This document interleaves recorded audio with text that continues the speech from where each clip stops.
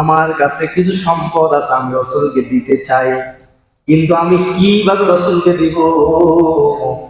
কারণ আমি যদি রসুলকে ওই সম্পদ দিই, আমার হাত উপরে থাকে আর রসুলের হাত নিচে হয়ে যায়। কেমন ছিল?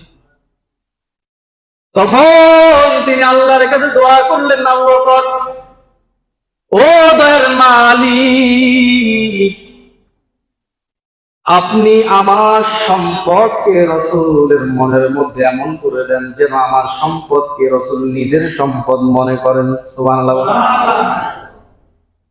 আল্লাহ তাআলা রসুলের ওই আবু বকরের দোয়া কবুল করলেন। রসুল আবু বকরের সম্পদকে আপনার নিজের সম্পদ মনে করে খরচ করতেন। সুবহানাল্লাহ। কেমন ছিল যে আমি কিভাবে সম্পদ রসুলের হাতে দিব?